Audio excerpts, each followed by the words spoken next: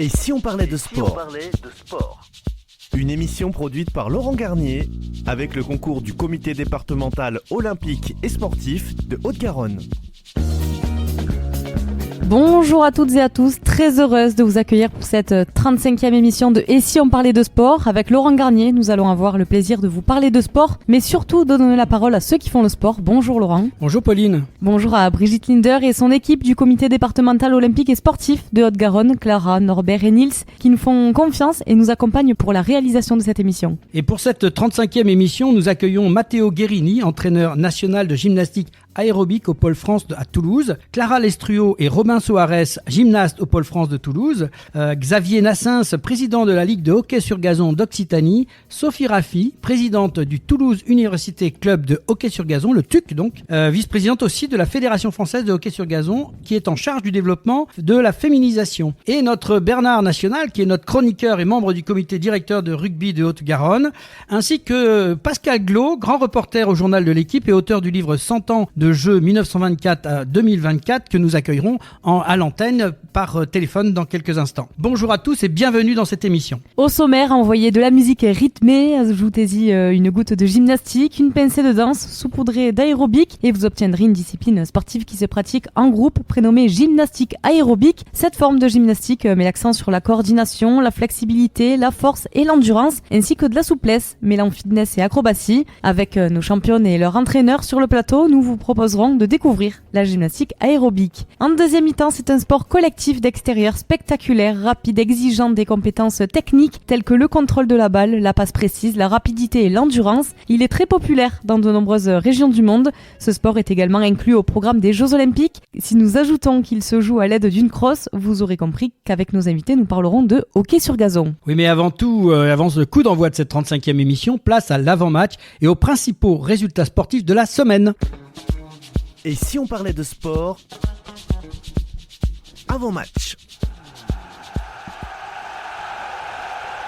Et place aux principaux résultats sportifs de la semaine avec toi, Laurent. Eh bien, Pauline, avant de lancer les résultats, je souhaitais qu'on puisse rendre un hommage à une légende du sport français qui s'est éteint récemment. Michel Jazzy, plusieurs fois recordman du monde, 2 fois champion d'Europe et vice-champion olympique du 1500 mètres en 1960 à Rome, en Italie. Il s'est éteint jeudi à l'âge de 87 ans. Sa popularité avait atteint tous les sommets dans les années 60. Il était, avec Jacques Anquetil, le plus grand sportif français de son époque et il aura marqué les mémoires de toute une génération. On va continuer avec de l'athlétisme, mais cette fois c'est des résultats avec le marathon de Marrakech. Petit clin d'œil à l'un de nos invités, Saïd Azougli de l'US Colombie Athlétisme qui a terminé 179e sur 1011 participants à l'occasion du marathon de Marrakech. Donc de Marrakech, on va aller sur le sable, mais pour le championnat du monde de moto sur sable, le 46e Enduropal du Touquet, déjà lauréat de l'édition 2023, le Britannique Todd Kellett sur Yamaha conservait son titre. Maxime Saut sur KTM, premier français, s'est classé 6e. Et passons au cyclocross et les championnats du monde à Tabor en République tchèque. L'équipe de France de cyclocross s'offre le titre mondial sur le relais mixte. En junior, la française Célia Géry, 18 ans, a bouclé une saison parfaite en décrochant samedi le titre de championne du monde sur le circuit boueux et technique de Tabor. Chez les hommes, Mathieu Van Der Poel a dominé de la tête et des épaules le championnat du monde. Le néerlandais décroche son 6e titre. Chez les femmes, c'est la néerlandaise Fen Van Empel qui est de nouveau sacrée championne du monde. On va passer à la natation et cette fois-ci en eau libre, une discipline olympique avec Marc-Antoine Olivier qui a décroché la médaille d'argent sur le 10 km et sa qualification olympique. Et chez les femmes, Océane Cassignol a terminé 10e du 10 km des championnats du monde à Doha. La numéro 1 française a décroché sa qualification pour les Jeux Olympiques comme Caroline Jouys qui a terminé elle à la 7e place. Parlons de tennis avec la Coupe Davis et les qualifications. En s'imposant 3-0 devant Taïwan, l'équipe de France s'est qualifiée pour la phase de poule de la Coupe Davis 2024. Et en tournoi ATP de Montpellier, le Kazakhstanais Alexander Bublik remporte le tournoi de Montpellier devant le Croate Borna Koric. 5-7, 6-2, 6-2. En badminton, avec les championnats de France, opposé une nouvelle fois à son frère Thomas Junior en finale, Christophe Popov a remporté le 3e titre de champion de France de sa carrière. En simple dame, Léonis Huette a été sacrée une 2e fois en battant Rosie Pakassari. Parlons équitation avec le Grand Prix du concours de saut international 5 étoiles de Bordeaux. Julien Epaillard, vainqueur sur Donatello Doge à Bordeaux, comme à Amsterdam une semaine auparavant. Et là, on va parler de l'événement de la semaine, enfin du week-end, avec ce fameux Grand Slam de Paris de judo. Pour Pour ce premier grand rendez-vous de l'année 2024 en judo, l'équipe de France a particulièrement brillé en récoltant 12 médailles, 6 en or, 1 en argent et 5 en bronze. C'est de bon augure pour les Jeux Olympiques, avec un fameux retour gagnant pour Teddy Riner en plus de 100 kilos, qui a décroché son 8e titre au Paris Grand Slam, un record.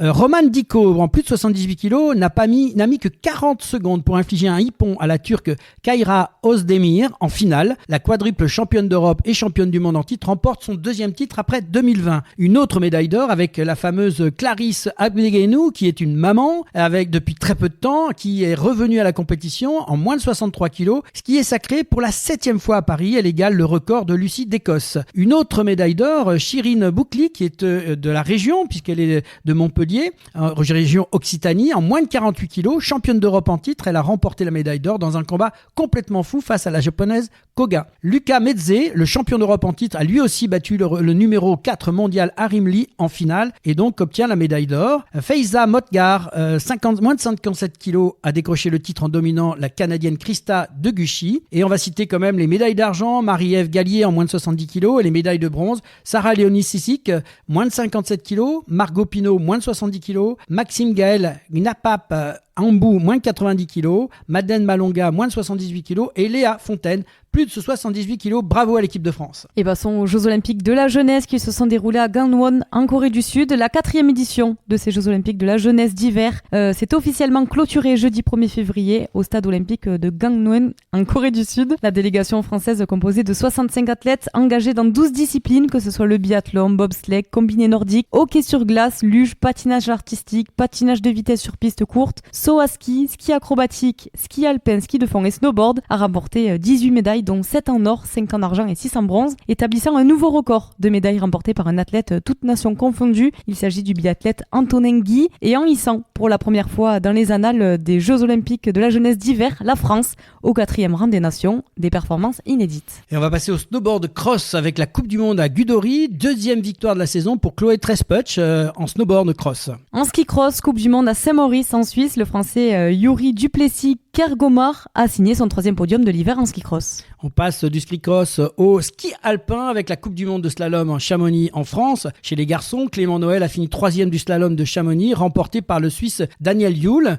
Championnat du monde junior à Avoriaz en France, Alban Elezi Canaferina décroche l'argent sur le géant des mondiaux de junior de ski alpin. Et en basket cette fois, et l'Euroleague Femmes, Villeneuve d'Ascq a réussi son pari historique européen, battre Polkovic 85-72 et se qualifie pour la première fois de son histoire en quart de finale de l'Euroleague. Déjà éliminé de l'Euroleague, l'Asvel a parfaitement terminé sa campagne européenne avec une victoire à domicile face au club roumain d'ACS Sepsisic 94-77. Et en Euroleague Homme, 2 jours après son précieux succès face aux Partizan Belgrade 85-70, Monaco a récidivé vendredi contre Fenerbahçe 76-69. L'Asvel n'y arrive pas en Euroleague. 2 défaites consécutives mardi à domicile face à Fenerbahçe 83-73 et jeudi contre le Real Madrid 86-79. On passe au handball avec la Coupe de France des demi-finales. Montpellier-Nantes, Paris Saint-Germain et Toulouse qui sont qualifiés pour ces demi-finales de la Coupe de France. En volleyball et la Marmara Spike League, Montpellier bat facilement Toulouse en 3-7. Tours s'est imposé 3-7-0 face à Narbonne.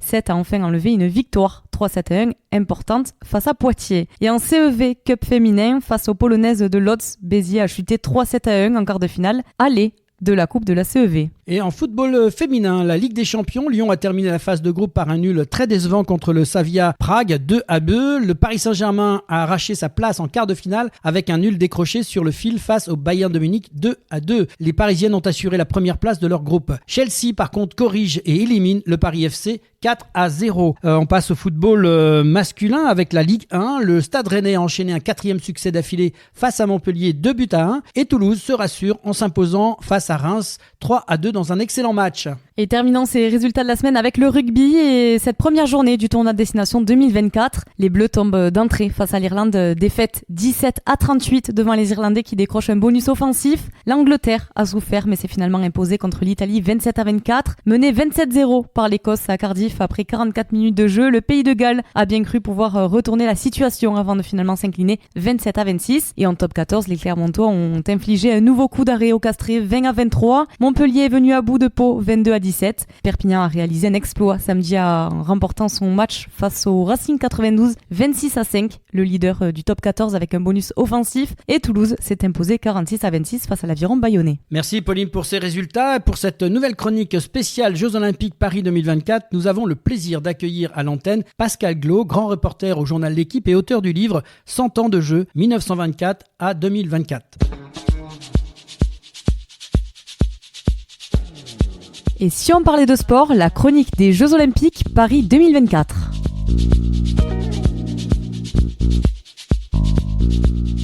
Chaque semaine, nous vous proposons de revisiter l'histoire des Jeux Olympiques, ses origines, ses valeurs, ses champions, son palmarès, avec notre chronique spéciale Jeux Olympiques Paris 2024 en compagnie de Bernard Pujol et de Laurent Garnier. Bonjour à tous les deux. Bonjour Pauline. Bonjour Pauline. Pour cette nouvelle chronique spéciale Jeux Olympiques Paris 2024, nous avons le plaisir d'accueillir à l'antenne Pascal Glo, grand reporter au journal L'Équipe et auteur du livre 100 ans de Jeux 1924-2024.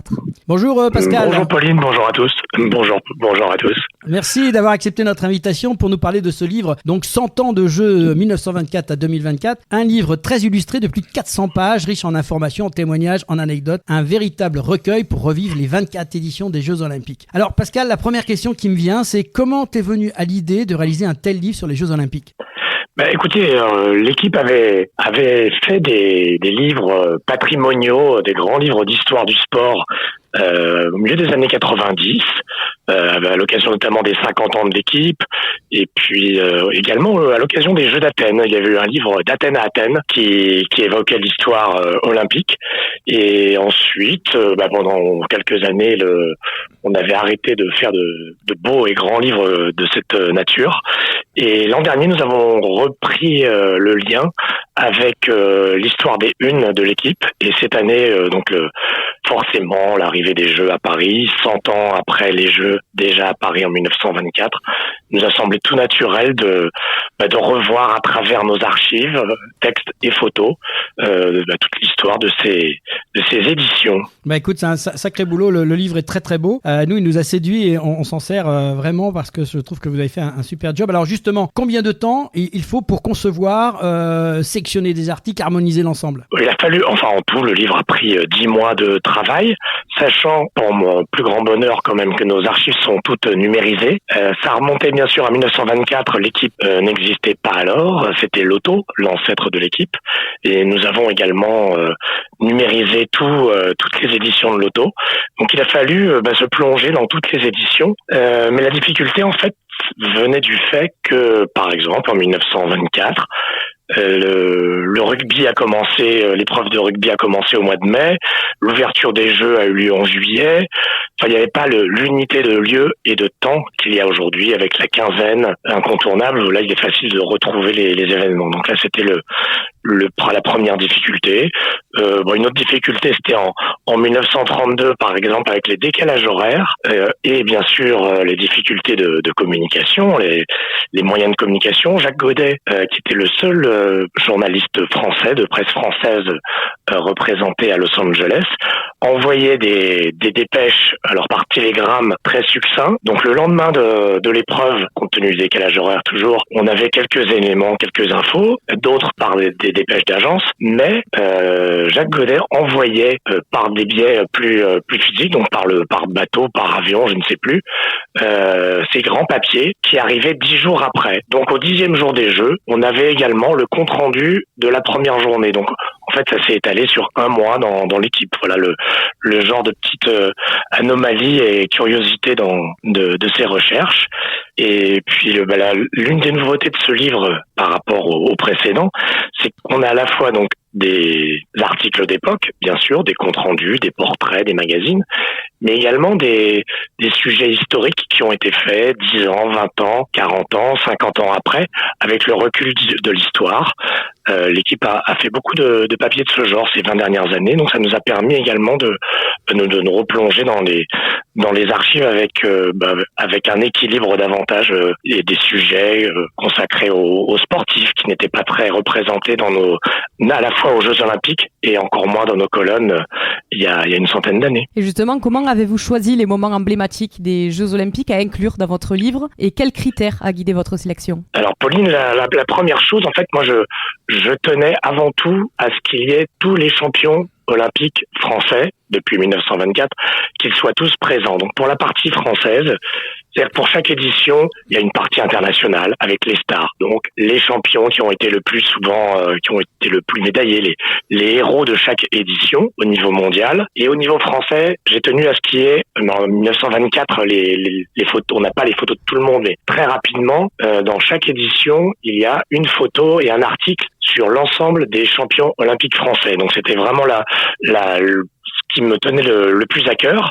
Après, pour les premières éditions, les papiers vintage, c'est-à-dire les papiers que l'on a fait 50 ans ou 60 ans après, ont permis justement de remettre en valeur des championnes qui étaient ignorées à l'époque et dont le destin nous a paru intéressant. Donc ça a permis, par exemple, de faire des sujets sur Virginie Herriot, qui était championne olympique de voile en 1928. Alors en 1928, il y avait 3 lignes sur elle dans le journal.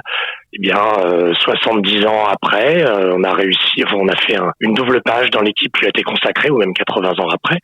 Et voilà, ça a permis de raconter quelques histoires humaines, au-delà de la performance. Avant tout, dans ce livre, ce sont des portraits, des destins, des histoires d'hommes ou de femmes qui nous ont intéressés. Et pouvez-vous partager une anecdote ou une découverte fascinante que vous avez fait pendant la recherche pour ce livre? Quelque chose qui pourrait surprendre même les amateurs les plus passionnés des Jeux Olympiques? Ah ben, il y a des choses très très très très étonnantes. Alors moi j'ai découvert beaucoup de choses, j'ai quasiment tout découvert. J'avoue que j'avais pas une connaissance, je lis toujours pas encyclopédique des jeux, mais bon, pour vous donner l'intérêt des papiers vintage, c'est-à-dire à Paris, 1924, quand vous verrez le livre, déjà les photos sont incroyables.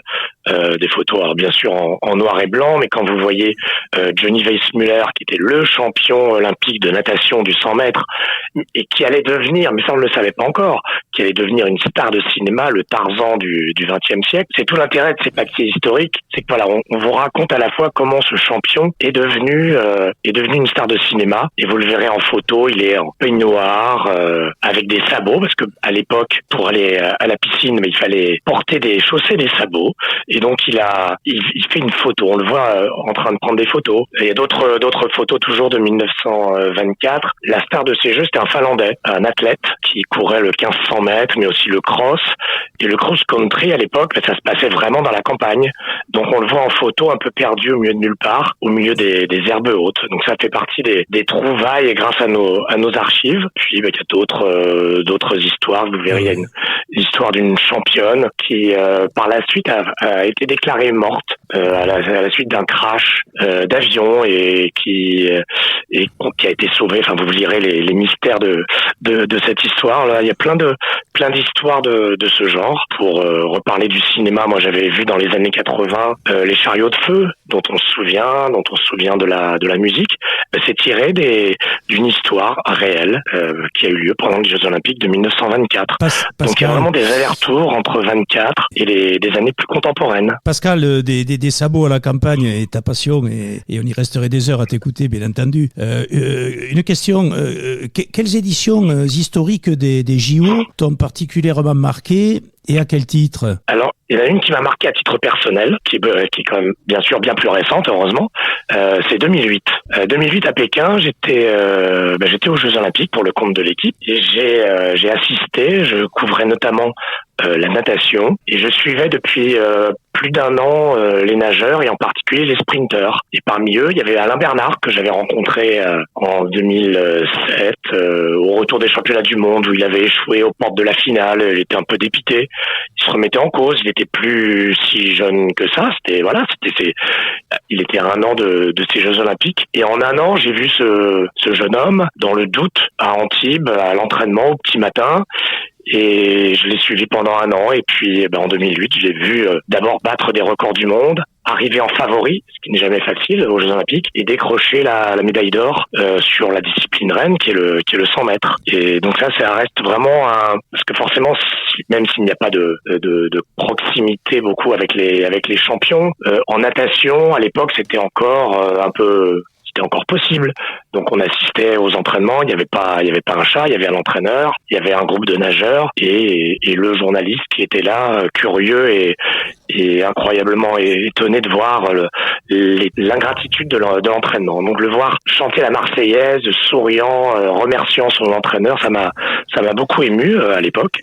Tu le dis très bien, Pascal, et la mémoire et l'émotion sont bien là. Une autre question, Pascal, qui t'est propre. Quand on rédige un tel livre qui court sur 2 siècles, quel est le ressenti que l'on peut avoir sur l'évolution des JO dans le temps, sur le plan sportif et sociologique? Ce qui est intéressant en faisant ce livre, c'est justement chaque édition, au début de chaque édition, j'ai écrit un texte qui replace le contexte historique, parce que c'est un livre de sport, un livre d'histoire du sport et aussi un livre d'histoire en même temps. On voit l'évolution des pays, des conflits.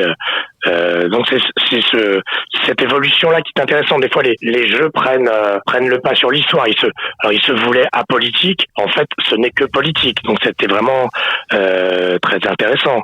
Par ailleurs, il y a aussi les Jeux de 2024 se veulent être les premiers Jeux 100% paritaires, hommes, femmes. Au début, il y avait quasiment pas de femmes. Et en 1932, dans l'équipe, dans l'auto, il y a Alice Milla qui était une grande dirigeante qui a vraiment à l'origine de la reconnaissance du sport féminin, qui réclame en 1932 l'égalité homme-femme. Voilà, on y viendra en 2024. Donc il y a toute cette évolution qui est vraiment passionnante à suivre. On sent toute cette passion, Pascal. On pourrait t'écouter des heures, mais bon, tu sais qu'on est dans une radio et qu'il faut effectivement un temps. En tout cas, un grand merci de nous avoir accordé cet entretien.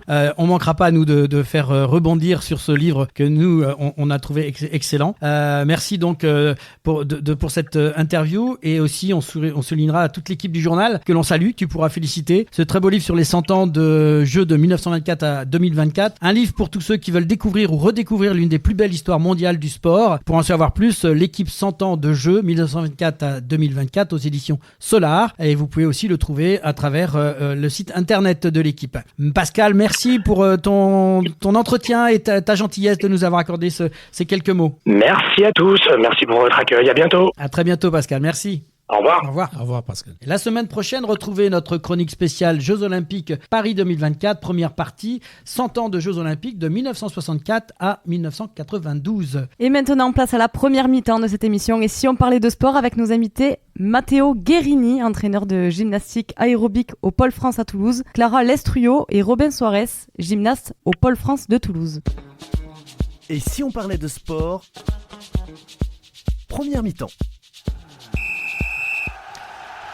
Et retour dans l'émission, et si on parlait de sport avec Matteo Guerini, entraîneur de gymnastique aérobique au Pôle France à Toulouse, Clara Lestruyo, et Robin Soares, gymnaste au Pôle France de Toulouse. Bonjour à tous les trois et merci d'avoir accepté notre invitation. On va commencer par s'adresser à monsieur l'entraîneur, qui est très impressionnant, qui vous accompagne tous les deux. Matteo, donc tu fais partie du Pôle France et tu es entraîneur de ces gymnastes. Quelques mots d'abord sur ton parcours à toi. Alors mon parcours, moi je suis d'origine italienne. Enfin, je suis italien. Ça s'entend, hein, on voit l'accent, c'est pas celui de Toulouse. Hein. Ouais, un petit peu, un petit accent. Un petit peu d'accent quand même. Je suis arrivé en France en 2010. Je commençais à travailler dans des clubs en région parisienne et j'ai intégré l'équipe de France en 2016. Donc, je commençais à travailler comme entraîneur et en 2021, j'ai pris toute la partie en fait de direction aussi. Donc, une partie DHN et je suis entraîneur national de l'équipe. Donc, ça fait 2 ans à peu près que je...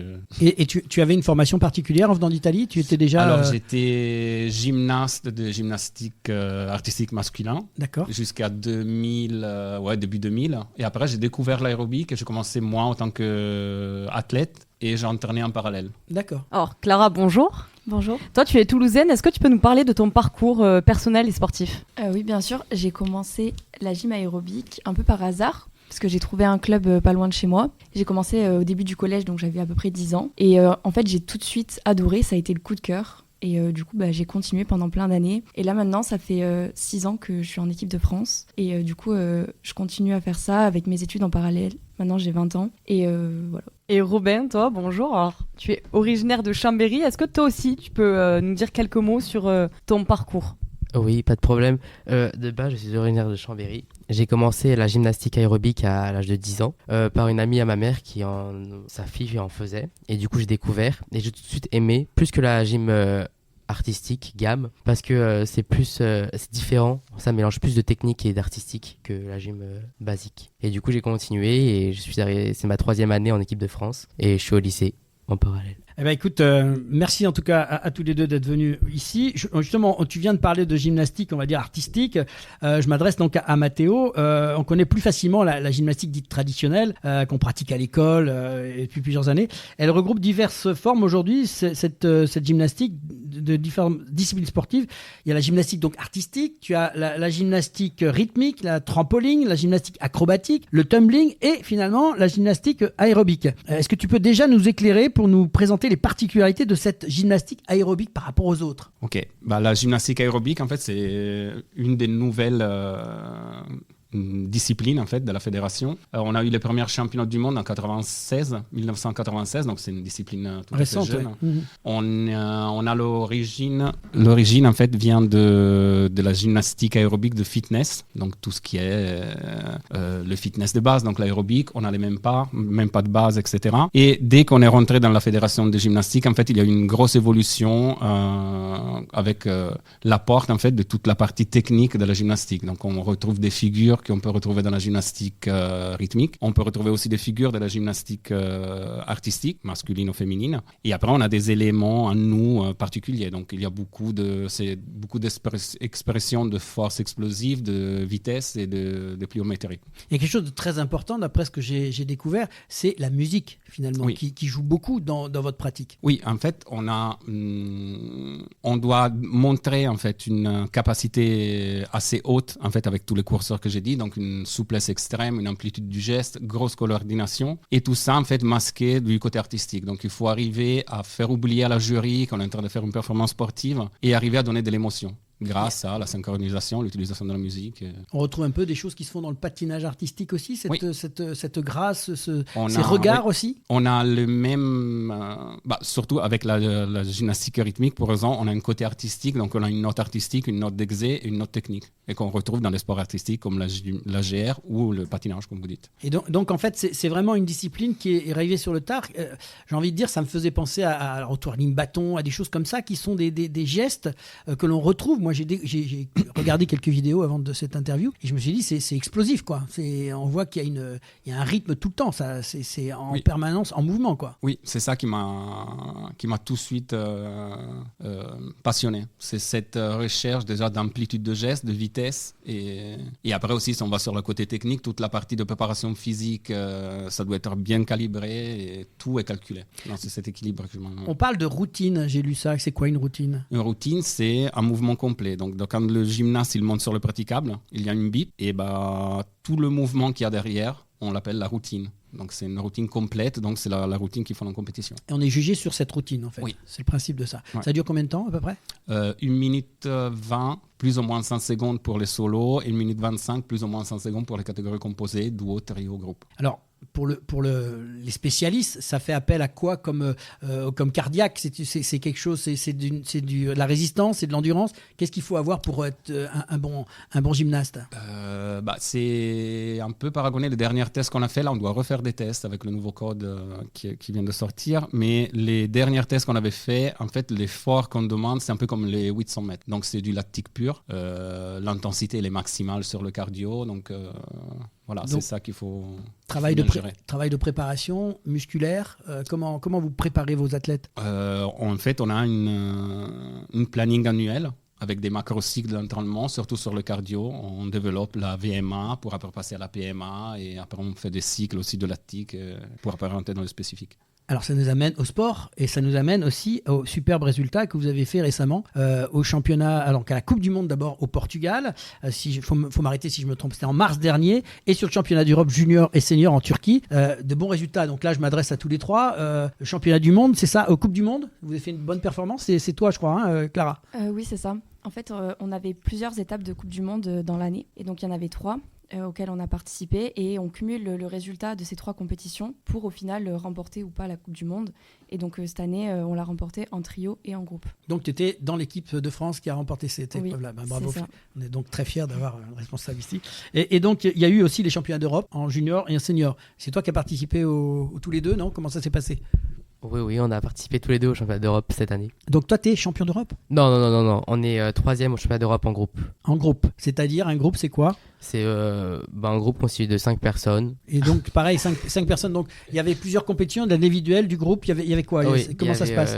Une catégorie solo, duo, groupe et trio. Et en solo, ça a donné quoi? J'ai fait finaliste à la 6e place. C'est pas mal, faut pas hésiter à le dire. Et Clara, de ton côté, t'as pas fait le championnat d'Europe, toi, si? Si, moi j'ai fait les championnats d'Europe en senior. Ouais. Et du coup, je me suis présentée en solo, en trio et en groupe. Du coup, en solo, je me suis classée 15e. En trio, on a gagné. Donc championne d'Europe. Voilà. Super. Oui. Et en groupe, on a fait une erreur. Du coup, on n'est pas allé en finale. Ah, c'était quoi l'erreur? Une chute dans la chorégraphie. Ça arrive. Ouais. C'est aussi le risque du sport. S'entraîner toute l'année pour 1 minute 30. Il faut être performant au bon moment. On sent quand même la passion de tous les trois là.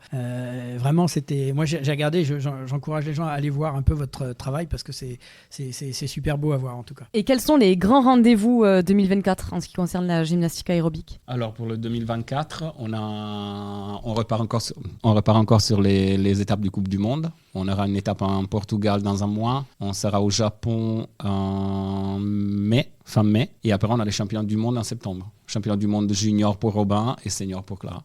Vous partez tous au Japon, tout ça? Pas de problème. Les seniors. Les seniors. Bon, c'est un beau voyage au Japon. Et l'enjeu cette année, il est aussi important parce que en fait, dans les championnats du monde, ça va nous permettre de nous qualifier aux Jeux mondiaux, qui est du coup un peu notre compète de référence parce que notre discipline, elle n'est pas olympique. Et du coup, on n'a pas les Jeux olympiques, mais on a les Jeux mondiaux à la place, qui auront lieu en 2025. Et donc, pour y participer, on a besoin de se qualifier à ces championnats du monde en 2024. Et du coup, il faut être dans les 6 premiers. Donc, c'est quand même un enjeu. C'est aussi l'objectif de la saison de se qualifier pour cette compétition. C'est jouable? Oui, c'est jouable. Bon, on va vous suivre en tout cas. Et Clara Tinquetier, pourquoi la gymnastique aérobique plutôt que la gymnastique rythmique ou artistique? Alors, moi, j'adore le côté performance de la gym, donc montrer vraiment des choses impressionnantes. Mais je trouve que ce qui fait vraiment le plus à l'aérobique, c'est déjà le côté artistique, parce que j'aime le fait qu'on ait l'impression que ce soit facile, qu'on doive sourire pendant la chorégraphie et tout ça, et qu'on masque la technique qu'il y a derrière. Et j'adore aussi, en fait, on fait des chorégraphies à plusieurs, en synchro. Et donc, on est obligé de travailler avec les autres. C'est vraiment un travail d'équipe qu'on retrouve moins dans les autres gyms parce qu'on doit être précise au millimètre près quand on fait nos chorégraphies. C'est énormément de répétitions. Et j'adore cette collaboration que je peux avoir avec mes collègues du coup à la gym. C'est vraiment unique, je trouve, dans la gymnastique de trouver ça. Donc, petit clin d'œil à l'équipe aussi qui va écouter l'émission alors. Oui, voilà. Et Robin, toi, pareil, pourquoi est-ce que tu as choisi de faire de la gymnastique aérobique? Je vous avoue que j'ai pas grand chose à rajouter parce qu'elle a déjà pratiquement tout dit, mais ce qui est vraiment extrêmement cool dans la gymnastique aérobique, c'est que vraiment on vit avec notre musique et on vit avec nos partenaires. Notamment, je prends l'exemple en duo, on oublie qu'on est devant des juges, devant un public, on est juste nous et on s'éclate jusqu'au bout. Donc le partenaire, c'est avec une jeune fille aussi ouais, c'est toujours exactement. Des duos oui. mixtes en fait. Ouais, c'est ça. Donc il faut aussi une sacrée synchronisation, comme au patinage artistique en fait. Faut pas lâcher l'adversaire. Là aussi, ça demande un travail, j'imagine, conséquent. Exactement, ouais, c'est ça. Bon, mais c'est super en tout cas. C'est combien d'entraînements par semaine? Nous, on s'entraîne 6 jours par semaine. Quand on a le temps, en fonction de nos études, on peut venir le matin aussi si on peut. Mais du coup, oui, c'est sûr, c'est un volume d'entraînement. On est à une 20aine d'heures par semaine pour 1 minute de passage. Et vous êtes tous les deux au Pôle France. D'accord. Alors, c'est l'occasion de la prochaine question, justement.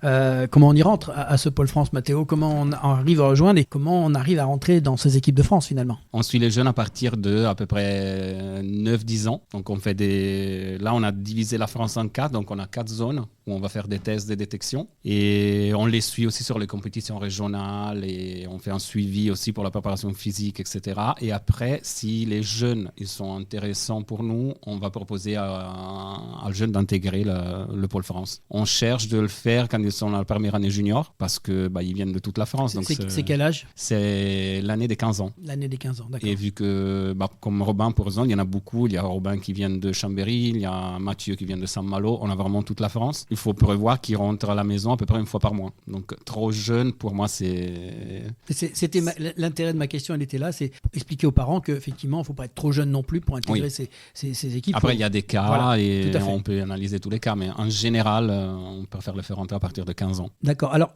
quel conseil vous pourriez donner à des jeunes qui ont envie aussi de faire comme vous, de la gymnastique aérobique et pas forcément de la gymnastique rythmique? Je ne sais pas, tous les trois, là, vous avez chacun votre point de vue. Vas-y, Clara. Moi, du coup, pour le côté collectif, vraiment, je pense que l'ambiance est super à la gym aérobique.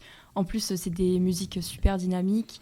Il faut sourire et tout, donc vraiment c'est un sport hyper positif, je pense. Donc moi je sais que j'ai une de mes copines qui vient de commencer cette année, qui n'avait jamais fait de gym et elle a adoré tout de suite. Et même si elle n'est pas forcément à haut niveau encore, c'est super sympa et ça lui plaît beaucoup. C'est quoi son prénom? Joey. Salut Joey, alors, faut suivre. Et donc de ton côté, Robin, pareil, toi de ton côté, au niveau de cette intégration, au niveau de ce que tu vis actuellement au Pôle France, comment ça se passe? Franchement, au début, c'était un peu compliqué de partir, le fait de partir loin de sa famille, le fait de tout quitter, de tout recommencer à zéro pour la discipline. Alors, justement, puisque tu l'as vécu, quel conseil tu donnerais, toi, à un garçon qui a envie, qui est encore comme toi au lycée, de faire cette discipline, pratiquer cette discipline, pardon? D'un côté, de commencer parce que c'est une discipline un peu inconnue par rapport aux autres disciplines. Et le fait de commencer une nouvelle discipline qui n'est pas vraiment connue, ça peut faire, je dirais pas plaisir, mais ça augmenterait la visibilité de notre sport. Et puis, faut tenter. C'est un sport super complet par rapport à certains sports. Alors, si on veut vous rejoindre, Mathéo, tu as un site, tu as quelque chose comme information à nous donner pour les personnes qui souhaitent éventuellement aller au Krebs ou sur le site de la Fédération Française de Gym, peut-être? Oui, il faut regarder sur le site de la Fédération Française de Gym, donc c'est FF Gym. Il y a aussi un Instagram, c'est toujours FF Gym, donc vous pouvez voir s'il y a des clubs à côté, à proximité pour essayer l'aérobique. Même dans les écoles, souvent, avec l'UNSS, il y a de la gymnastique aérobique. Et nous, on a un Instagram du pôle, donc Pôle France Aérobique. Merci beaucoup pour ces témoignages passionnants. Bonne continuation à vous trois. Nous avons été très heureux de vous entendre dans l'émission Ici on parlait de sport et on vous souhaite une bonne saison 2024. Vous êtes les bienvenus quand vous voulez. Merci beaucoup et merci à vous pour la possibilité. C'est la mi-temps, retour au vestiaire et on se retrouve dans quelques instants pour parler hockey sur gazon avec Xavier Nassens et Sophie Raffi. Et si on parlait de sport, mi-temps.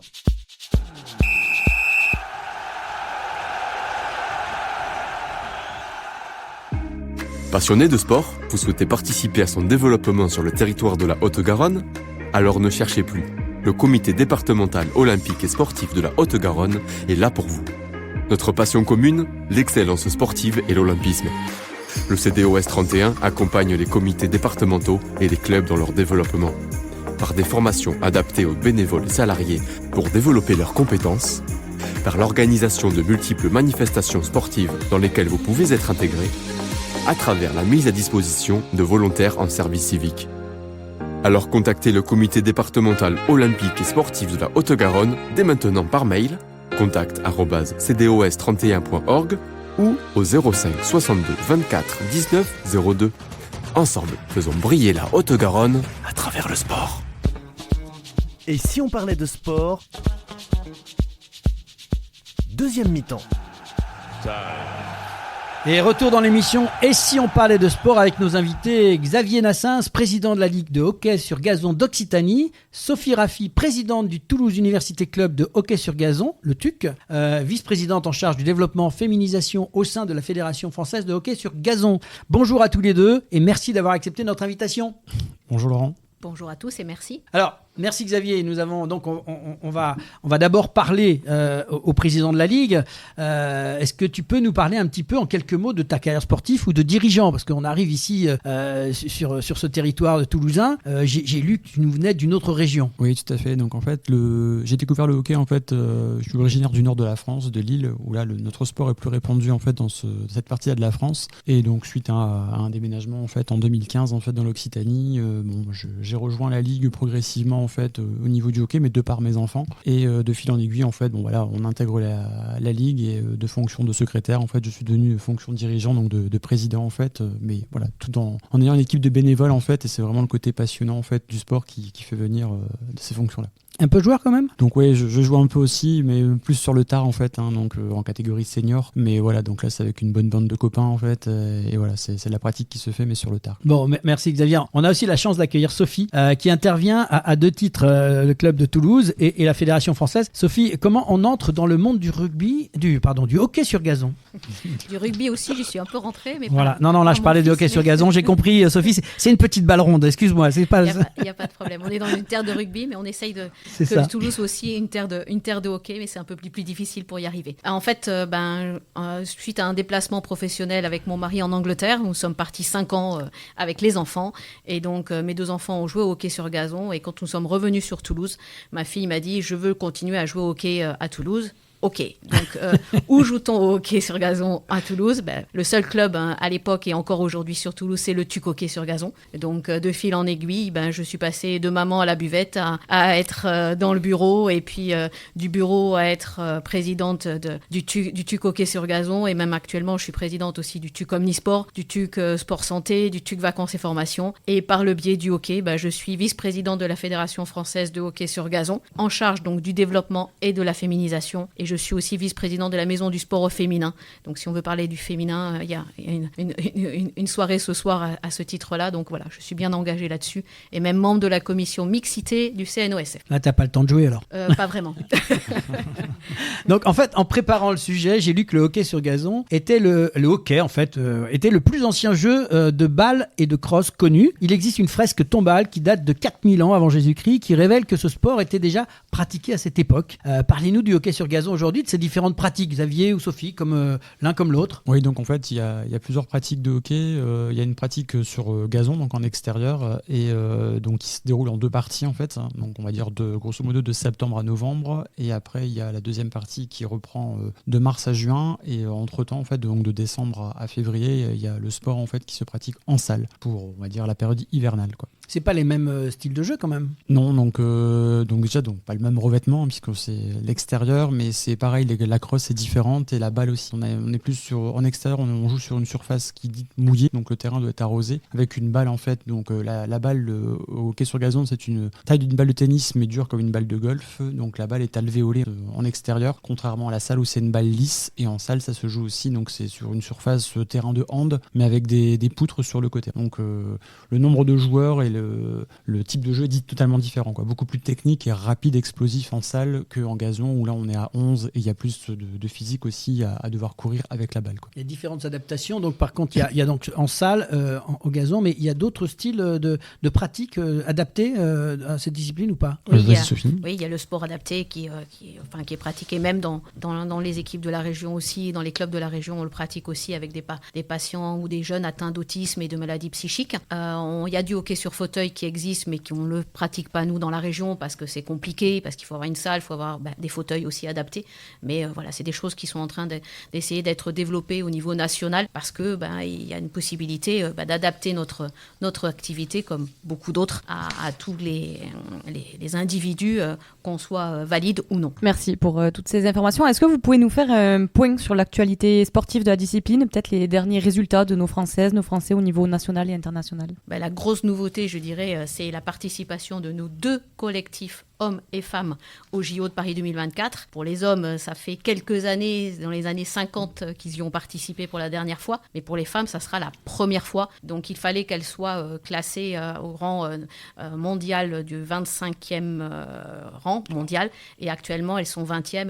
Elles ne font que progresser. Et donc, elles vont participer donc, à Paris 2024 au stade mythique de Yves du Manoir, puisque c'est le stade de 1924. Donc, on va pouvoir y faire des belles rencontres où il y a 12 équipes hommes et 12 équipes femmes, dont le tirage n'est pas encore sorti, mais en tout cas, les équipes sont connues à ce jour et qui vont participer. Donc, ça va être un gros challenge pour les filles particulièrement. Pour les garçons, on espère qu'ils vont... Mais bon, tout est possible.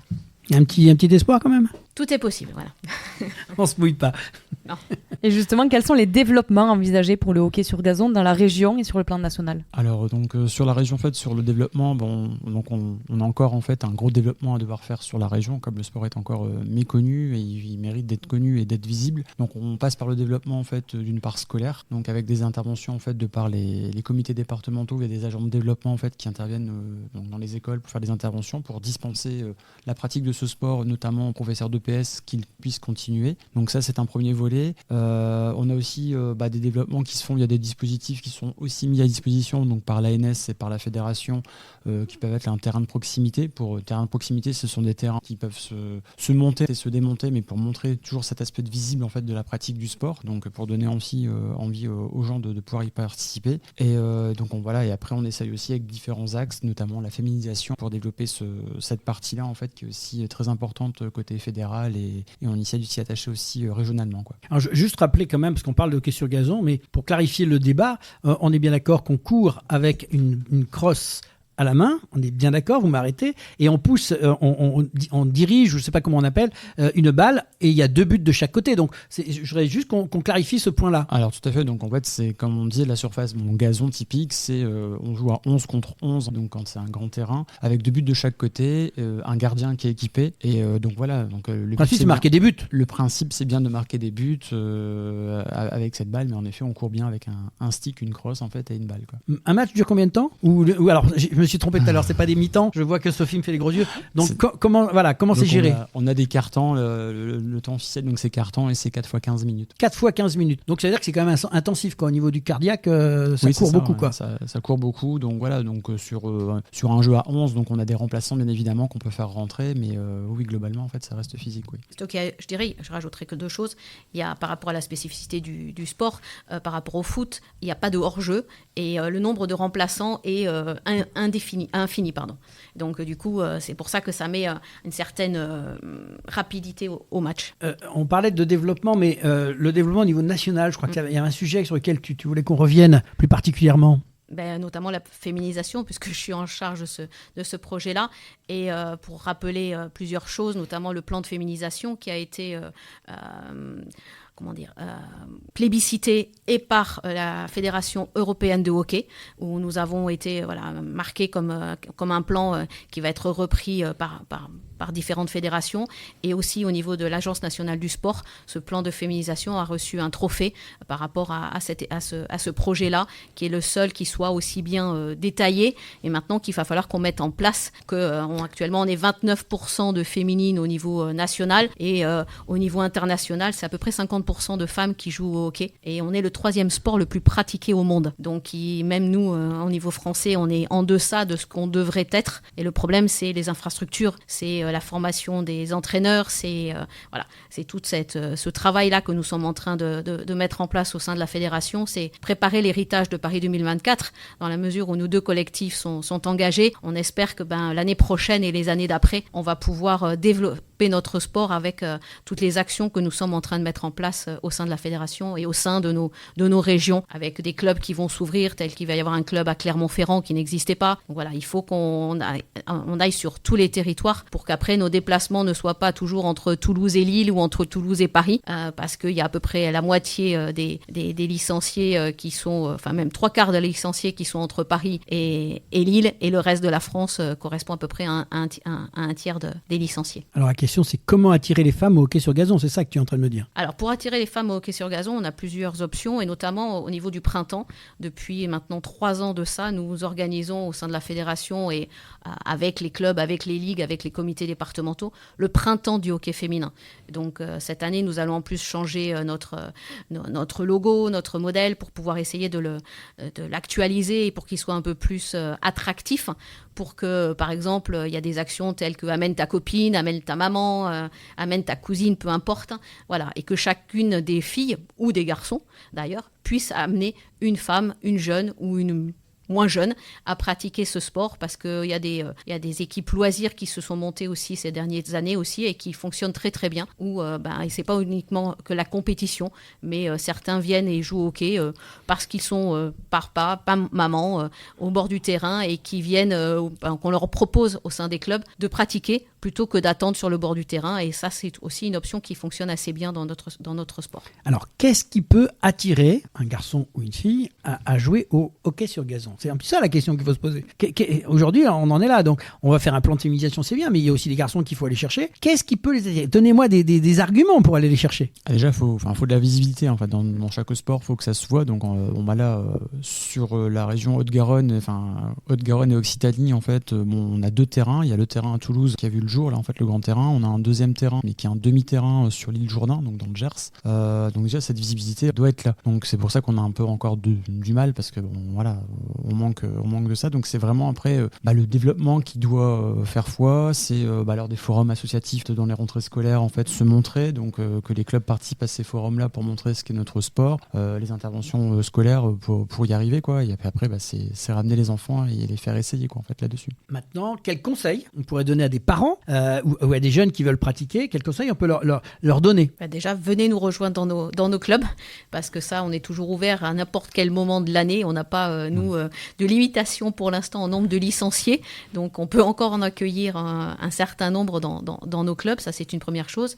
Venez juste avec vos baskets, on vous prête des crosses, les balles sont à disposition et venez essayer. Et cette année encore, j'ai eu des jeunes qui n'avaient jamais joué et qui voulaient trouver un autre sport, un sport un peu différent que le foot, que le rugby ou que le hand, et du coup sont venus et ont bien accroché. Donc ça montre que c'est un sport qui peut être intéressant. Et une autre spécificité aussi, c'est que souvent dans les cours de récré, on va jouer au foot. Donc les garçons vont jouer au foot et les filles n'y joueront pas. Et que le hockey, il y a une barrière qui s'abaisse, et que les filles vont être parfois plus techniques que les garçons, et que du coup ça va rendre notre activité plus facile que le sexe ne soit pas quelque chose qui soit limitant par rapport à notre activité. Ça se tape pas dessus avec les crosses quand même. Non, ça se passe bien. Au plus jeune âge, on souligne bien, c'est des équipes mixtes, en fait. Le côté homme-femme arrive après par la suite, de par les règlements et pas justement la différence physique, bien que on arrive aussi, mais la mixité prime, en fait, dans les plus jeunes âges, quoi, en fait. Il y a un équipement particulier pour les parents, à part la crosse et la balle. Est-ce qu'il y a un équipement particulier qu'il faut avoir sur soi pour un joueur, en fait, après, c'est les équipements de protection, on va dire plus ou moins standard, qui les protège tibia aussi, comme la balle est dure, le protège dents, et il y aura un gant aussi qu'il faudra avoir pour éviter de prendre la balle, en fait, sur un contact au sol, un arrêt, quoi. Mais sinon... Et le gardien de but, il est comme au hockey sur glace, il est équipé, non? On va dire que ça va être similaire, quoi, oui. Tu me disais que la balle, c'était une balle aussi dure que celle du golf. Tout à fait, oui. Quand on connaît la balle du golf, si on prend ça dans la figure, ça va être... C'est similaire à l'équipement de hockey sur glace, avec le casque aussi qui va bien, oui. Quelles sont les grandes nations, en fait, qui dominent un peu cette discipline? Alors sur le plan masculin, on va retrouver beaucoup les équipes comme on dit, comme l'origine de ce sport en fait est plus anglo-saxonne. On va retrouver aussi avec la colonisation. Toujours là, partout. Alors il n'y a pas que les Anglais Grande-Bretagne, mais il va être plus aussi avoir l'Inde, ces équipes-là aussi. Et après, là on a quand même nos équipes en fait proches, Pays-Bas, Belgique, qui sont aussi sur le devant de la scène, quoi, en fait, là-dessus. Et chez les femmes? C'est un peu pareil. Enfin, pour les femmes, c'est aussi l'Argentine aussi, sur lequel il faut compter. Et chez les hommes, actuellement, c'est les champions du monde en titre, c'est les Pays-Bas. Chez les filles, c'est les Pays-Bas. Et chez les garçons, les champions olympiques en titre, c'est la Belgique. Donc voilà, aussi une grosse complexité pour nos équipes de France, parce qu'il y a un nombre aussi de sélectionnés par rapport au continent. Et en fait, on a de grands nombres de pays européens qui sont excellents dans ce sport. Et comment on peut vous trouver? Quelles sont les informations? Quels sont les renseignements? Un site à citer particulièrement? Donc il y aura le site de la Fédération française de hockey, en fait, sur lequel en fait on peut trouver les clubs dans lesquels on joue. Donc là c'est pareil, il y a des items qui vont bien, où jouer, on sélectionne son code postal et on trouve en regard les clubs à proximité. Et à l'Occitanie, il y a un site aussi? L'Occitanie, en fait, oui, on a le site aussi. Tout à fait. Il est en plein travail, c'est ça, travaux? Oui, il faut que ça se remette aussi à la forme, quoi, au bout du jour. Et il y a le site du TUC aussi, du toulousehockey.fr, qui peut être aussi une source d'information. D'accord. Merci beaucoup à tous les deux pour vos témoignages et votre intervention dans l'émission. Bonne continuation pour la suite de l'émission, et vous êtes les bienvenus quand vous voulez. Merci encore. Merci pour votre accueil. Et tout de suite, place à la prolongation et le quiz avec nos invités Matteo Guerini, Clara Lestruo, Robin Soares, Xavier Nassens, Sophie Raffi et Bernard Pujol. Et si on parlait de sport, la prolongation. On se retrouve pour la prolongation et le quiz avec nos invités Matteo Guerini, Clara Lestruo, Robin Soares, Xavier Nassens, Sophie Raffi et Bernard Pujol.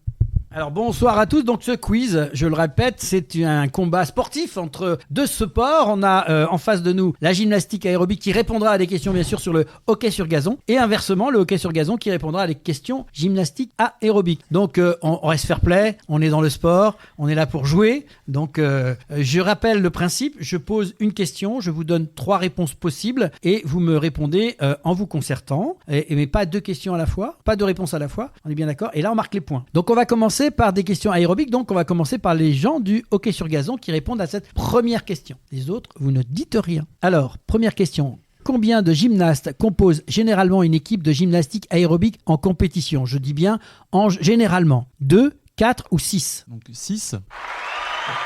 Et voilà, donc c'est 5 corrigé par nos amis de la gymnastique aérobique. Merci pour votre fair play. La réponse est validée. On continue donc, Pauline, à ce coup-ci, une question donc pour nos amis de la gymnastique, une question sur le hockey sur gazon. Quelle est la taille réglementaire d'un terrain de hockey sur gazon? 3 réponses possibles. 50 mètres par 25 mètres, 60 mètres par 30 mètres, 70 mètres par 40 mètres.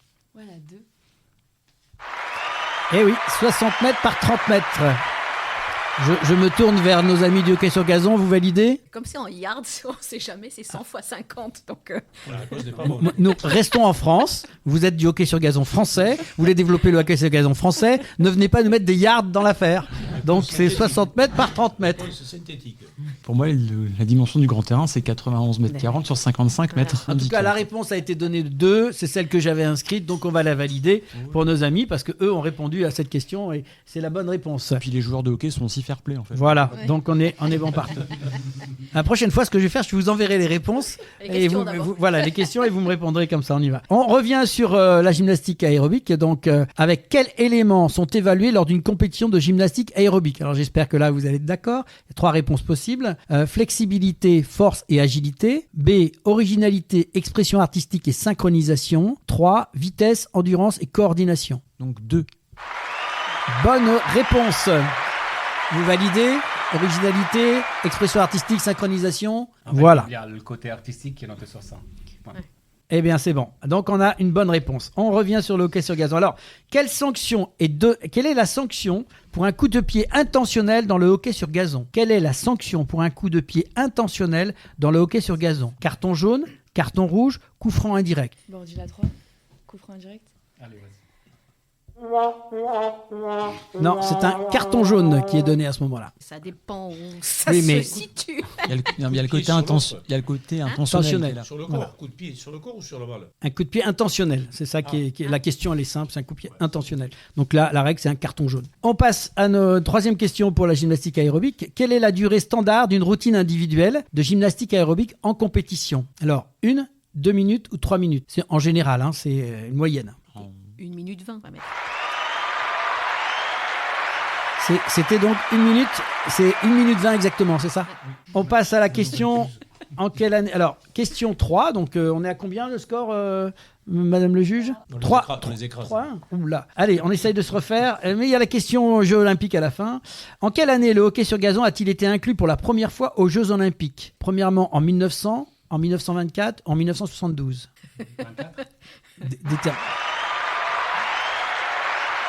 Vous validez? Oui, tout à fait, comme 124. Ouais. Ça fait donc 100 ans. Et le 7 février dernier, c'était le centenaire de la Fédération internationale de hockey qui s'est fait et qui a eu lieu à Paris. Et bien voilà, on apprend encore plein de choses grâce au quiz. Alors, on va jouer fair play, on remet tout pour une question, la dernière question sur les Jeux Olympiques. Et là, vous répondez, il y a la petite sonnette au milieu, on va la mettre entre vous là-bas. Et c'est une question, non, là-bas, la question. Ah oui, le fair play quand même. Donc le principe, c'est celui qui tape le plus rapidement possible, qui répond le plus vite possible à la question. Donc je vais vous donner la question, vous vous préparez. Attention, qui a allumé la flamme olympique lors des Jeux Olympiques de Londres en 2012? 4 réponses possibles. David Beckham, Queen Elizabeth II, Roger Federer ou Mohamed Ali? Mohamed Ali. C'était pas à Londres, c'est pour ça. Ah. David Beckham. Non, elles avaient éliminé 2, il faut trouver les 2 derniers. La reine alors. Ça doit être la reine à Londres. Allez, elle l'a annoncé avant que tu tapes, donc je dirais qu'on valide. C'était effectivement à Londres. Bien évidemment, la Queen Elizabeth II, c'était normal que ça lui revienne à cette grande dame qui a disparu depuis. Voilà, en tout cas, on termine ce quiz. Merci d'y avoir participé. C'est la fin du match et de cette 35e émission. Retour au vestiaire pour les grands rendez-vous à venir et le programme de la semaine prochaine. Et si on parlait de sport? Fin du match. Et oui, c'est la fin du match et de cette 35e émission avec les grands rendez-vous de la semaine dans l'agenda des sportifs. Et Pauline? Oui, et cette semaine, vous pourrez suivre jusqu'au 10 février du football avec la Coupe d'Asie des Nations au Qatar et jusqu'au 11 février, la Coupe d'Afrique des Nations en Côte d'Ivoire. Jusqu'au 9 février, il y aura les championnats du monde de water-polo à Dubaï et les championnats du monde de natation artistique à Doha au Qatar. Puis jusqu'au 11 février, place au ski de fond avec les championnats du monde de ski nordique en Slovénie. Dès à présent et jusqu'au 13, il y a du tir sportif avec la Coupe du monde qui se déroule au Maroc. Jusqu'au 15 février, les championnats du monde de plongeon à Doha. Jusqu'au 18 février, ça sera de la natation afin de voir les championnats du monde à Doha au Qatar. À partir d'aujourd'hui jusqu'au 18 février, il y aura du biathlon avec les championnats du monde en République tchèque. Du 8 au 12 février, le tournoi de qualification olympique femmes de basket. Entre le 8 et le 10 février, les championnats d'Europe indoor femmes de hockey en salle à Berlin. Entre le 9 et le 11 février, place au short track avec la Coupe du monde en Allemagne. Du 10 au 11 février, ça sera de la luge avec la Coupe du monde à Oberhof en Allemagne, ainsi que du ski alpin pour la Coupe du monde hommes en Bulgarie et la Coupe du monde femmes à Soldeu en Andorre. Place au rugby et particulièrement au tournoi Destination. Le 10 février, l'Écosse affronte la France et l'Angleterre le pays de Galles.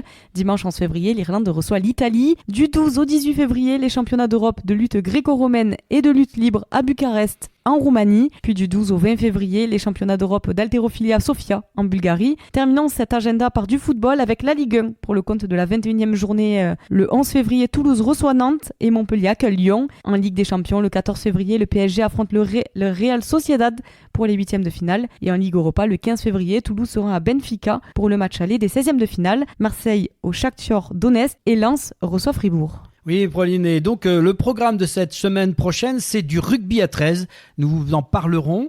Né en 1895 dans le Yorkshire, à la suite d'une scission des clubs du nord de l'Angleterre avec la fédération de rugby à 15, la fédération de rugby à 13 a codifié un nouveau jeu de rugby à 13 joueurs à partir de 1906. Son histoire, ses règles spécifiques et son format de jeu différent de celui du rugby à 15, c'est ce que nous vous proposerons de découvrir. En deuxième mi-temps, nous aborderons le handisport, pratique sportive destiné aux personnes en situation de handicap physique ou sensoriel. Le handisport offre une grande diversité de disciplines telles que le basketball en fauteuil roulant, l'athlétisme adapté, la natation handisport, le tennis de table adapté, le rugby en fauteuil roulant et bien d'autres. Ces activités permettent aux athlètes handicapés de développer leurs compétences physiques, de participer à des compétitions et de vivre une expérience enrichissante sur le plan personnel. Pour en savoir plus, retrouvez-nous la semaine prochaine. Merci à Matteo Guerini, Clara Lestruo, Robin Soares, Xavier Nassens, Sophie Raffi, Bernard Pujol et Pascal Glo. C'est la 35e émission de Et si on parlait de sport. Un très très grand merci à tous les internautes qui nous suivent de plus en plus nombreux. Continuez à nous écouter et à partager sur les réseaux. Merci à l'équipe du comité départemental olympique et sportif de Haute-Garonne et à Brigitte Linder, sa présidente, pour son aide précieuse à la réalisation de cette émission. Merci à l'équipe technique pour le formidable travail qu'elle réalise chaque semaine pour produire cette émission. Pauline Gaston-Conduite à l'animation radio et au montage son, Marin de Pintis au montage visio pour les plateformes podcast et à Sébastien Couratin, notre partenaire informatique Samper Connect pour l'ensemble du suivi réseau informatique, plateforme podcast, site internet et ses conseils avisés. Merci Pauline. Merci Laurent et on se retrouve la semaine prochaine pour une nouvelle aventure de Et si on parlait de sport la semaine prochaine.